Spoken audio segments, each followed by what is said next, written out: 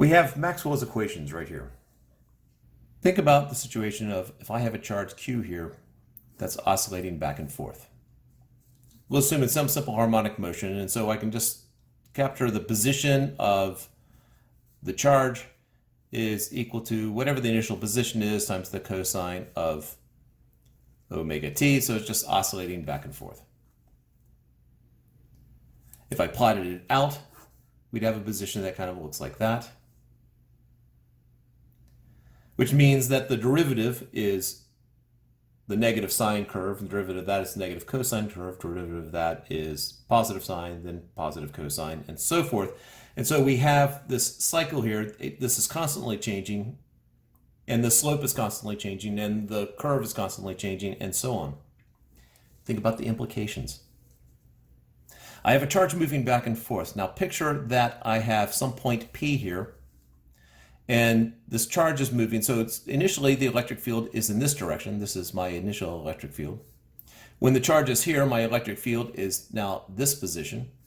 So my electric field is changing.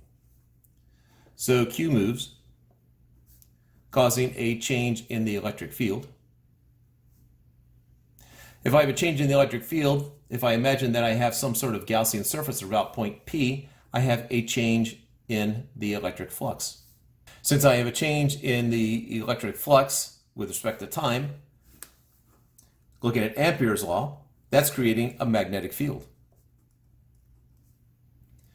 But don't forget, this is oscillating back and forth in simple harmonic motion, so I have a change in the change. And if my magnetic field is changing, that means that my magnetic flux is changing. If my magnetic flux is changing, that means I'm creating an electric field.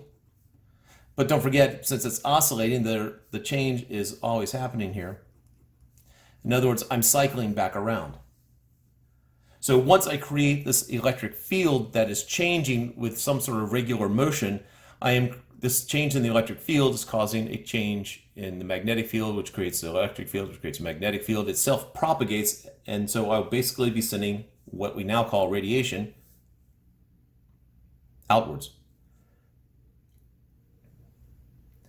So Maxwell looked at this, he saw the implication for it, and then he said to himself, and potentially anyone who was standing around, if the electric field is creating a magnetic field, creating an electric field, if this is self-propagating, is there a speed at which it self-propagates?